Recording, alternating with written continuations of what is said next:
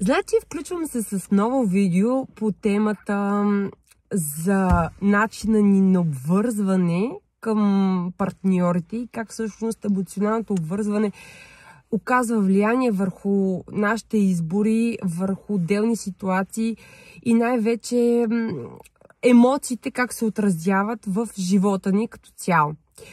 Значи,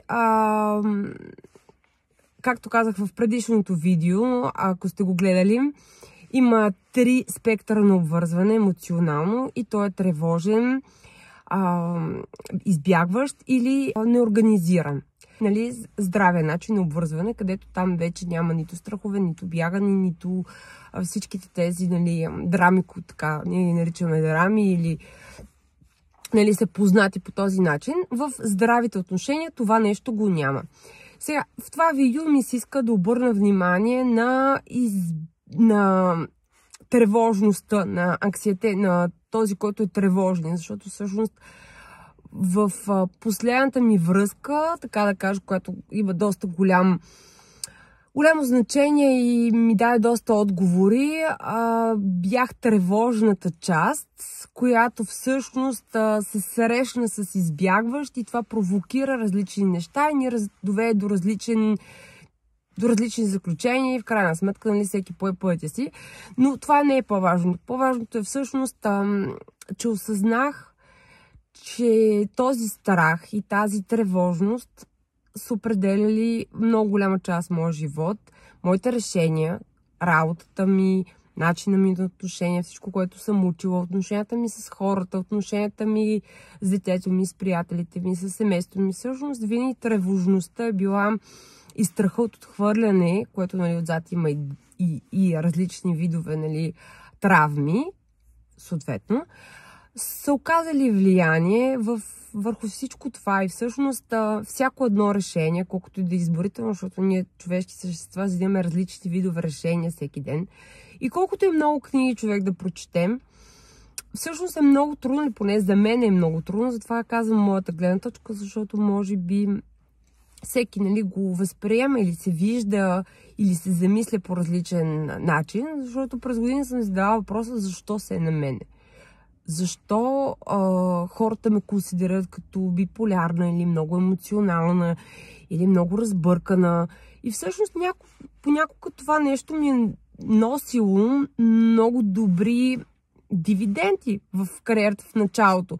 Защото всъщност като съм тревожна, колкото повече се вкопчвам в определено действие, примерно в работата, вкопчвам се в работата и там давам максимум. И това спира тази тревожност за момента, защото липсата е запълнена от работата. Тоест, аз имам една вътрешна липса от внимание, от приемане, от топлота, от разбиране. И всичко това нещо реално се запълва от работата.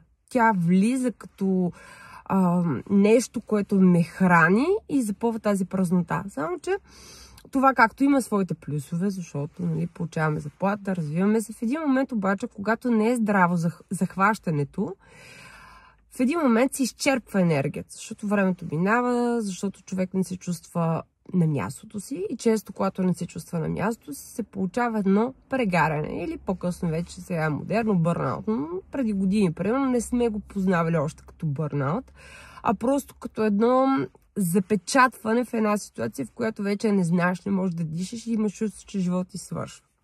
И обикновено точно в този момент започва да се случват най-хубавите и най-важни неща.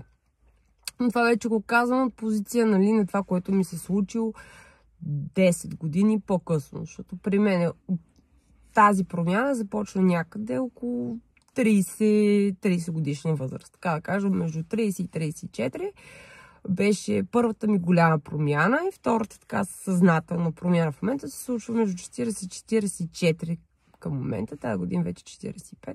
Но това не е важно, в смисъл като времева рамка, защото до 30 години човек разсъждава по един начин и се вкопчва в различни неща, когато е тревожен. След 30 започва да търси нещо, което всъщност не е ясно и на 40 идва една голяма червена, много неприятна камбана, която казва половината от пътя може би вече е минат. И какво се случва? И точно тогава, нали, идват разни такива страхове, които си кажа, всъщност наистина ти си биполярна, не знаеш какво си, дали всъщност не е някаква друга такава. Когато това, нали, говорим някой, който се интересува, хора на терапия или е търсил някакви отговори, и тогава, нали, си задава въпроса какво е всъщност, защо страдам. Най-големият проблем обаче, че много хора страдат всъщност, без никога да си зададат този въпрос. И най-лошото на всичко това е, че това се пренася и започват други хора да страдат в други ситуации. Често са деца, близки, приятели, в работата. И всъщност в един момент си отиваш от този свят.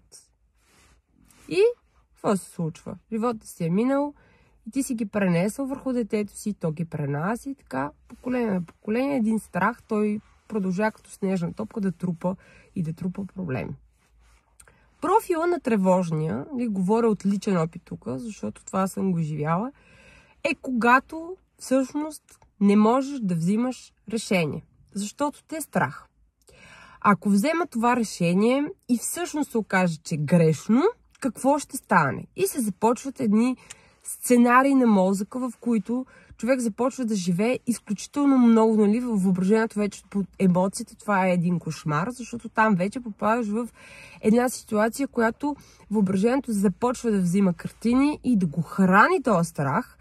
И този страх те тласка към нещо, което това не е твоето нещо, обаче ти си мислиш, че е някакво решение. И всъщност си кажеш, окей, някой път решението да отида в мола и да си купя дреха, друг път решението е в по-лоши случаи да изпия една чаша вино, втора чаша вино, трета чаша вино, защото всички други правят така. Най-страшното е, когато вече се свърже с вече по-сложни неща, нали, като дрога и всичко останало, което, нали, е много страшно. Обаче, може би, една от най-страшните зависимости на страхливите хора е когато сме зависими емоционално. Тоест, идва някой в нашия живот и той ни храни определена нужда. И тая нужда от значимост, тая нужда, че когато всъщност взимаш решение, до теб има някой, който така, това е добро решение. Действай. И всъщност без това ти всъщност не знаеш. Тоест имаш някаква морална норма, знаеш, че си търсиш някакви отговори, обаче отвътре те боли. И се захваща за човек. И всъщност, когато механизмът ти е повреден от самото начало, точно това захващане е най-големия капан. Защото човек, който обикновено идва, той е противоположност на твоите нужди, за да те събуди и да можеш да ги преодолееш по някакъв начин. И в началото обикновено всичко е хубаво, но това не винаги е така. И го казвам сега от личен опит, защото преди в годините, ако в началото е имало бомбинг и неща се случвали хубави, обикновено моите псевдовръзки приключваха за около 2 до 3 месеца. Ако не са дистанционни или ако не са много драматични, до 2-3 месеца приключваха. По една или друга причина, повече от 2 месеца беше трудно. Обаче, когато вече си премина определени нива, т.е. почваш лека по лека да опознаваш себе си и изведнъж срещаш някой, който вече след години се явява като изпит на цялата тази ситуация, защото ти си преминал през определени страхове, през решения, видял си, че си оцелял и така нататък. И този човек ти напомня нещо от тебе, защото ти си бил и страхуваш се, и бягащ, и дезорганизиран, и всичките тези травми ги има в тебе. И всъщност това ти напомня нещо, което ти много добре го знаеш как работи.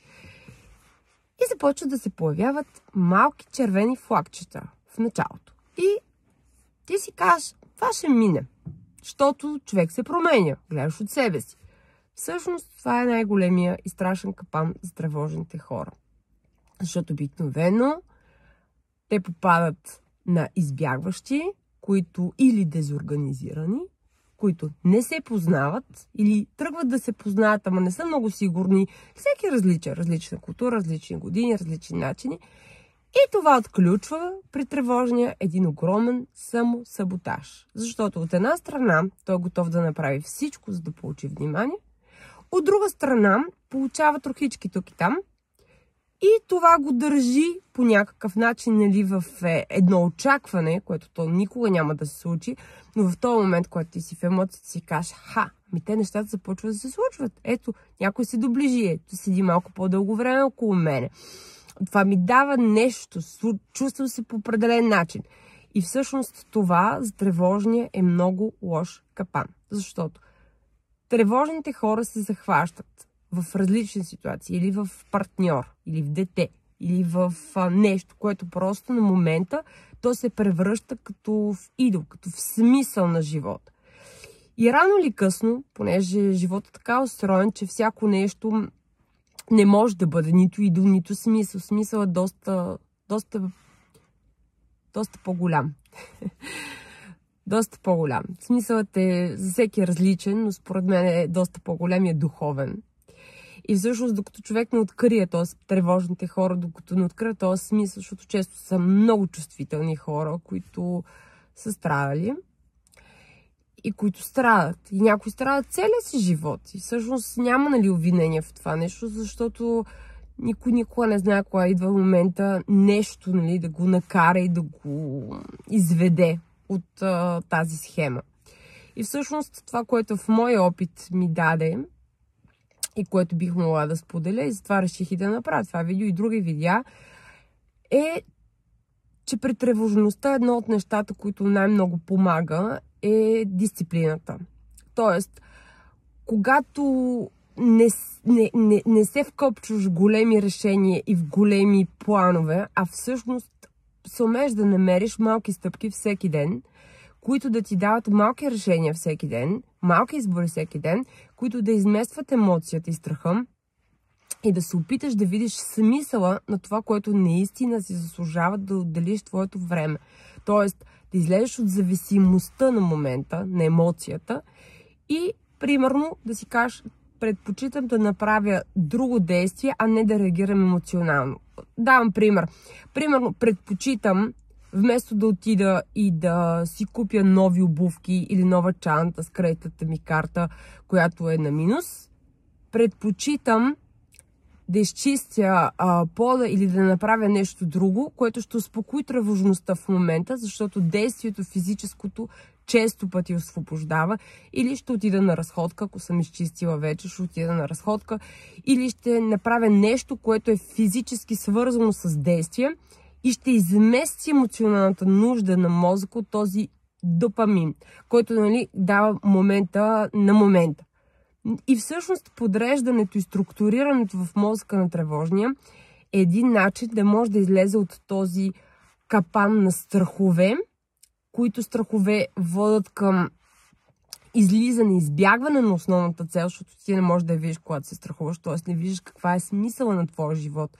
Не виждаш това, за което си тук на земята, защото ти не си на земята просто само да ядеш, да ходиш на работа, да правиш скандали или да се снимаш, или да не знам, нещо си.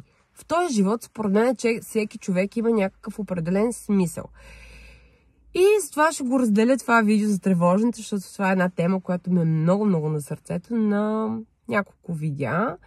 И с това ще приключа това първо видео до момента, в който, нали, за мен е първата стъпка, така да обобщя, е в момента, в който, когато имаш желание да изядеш едно шоколадче или да си купиш нещо, което знаеш, примерно, че не трябва да го правиш, защото дълбоко се знаеш, че това ще ти навреди и това няма да те накара да се почувстваш по-добре. Нито е SMS-а на някой, който те е наредил 1000 пъти, нито изяденото шоколадче, нито яденето непрекъснато без да мислиш, нито изпиването на една чаша вино, когато не му е времето, или на 5 цигари.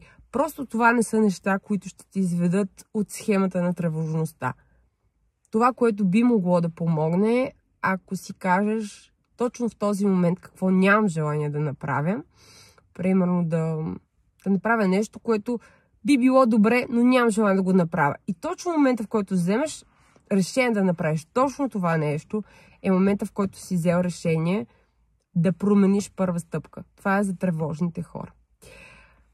Спирам за днес като тук и ще продължа пак. Ако това ти харесва, ще се радвам да се абонираш или да ми оставиш коментар, защото всъщност наистина в началото е много трудно тези първи видеа, защото се опитвам. Опитвам се да изляза абсолютно от моята зона на комфорт, защото все повече и повече вярвам, че дори едно изречение, дори едно видео, дори няма случайности. Просто чуването и случването на определени неща е важно да се случва по този начин, защото аз дълбоко вярвам в себе си, че ние сме тук за да помагаме, да си помагаме един на друг. Човек не е просто така да съществува, нали, сам и всичко да му се подреди и така нататък. Не, според мен смятам, че ние хората трябва да си помагаме все повече и повече. Хубав ден! При мен има слънце и отивам да му се радвам. Чао!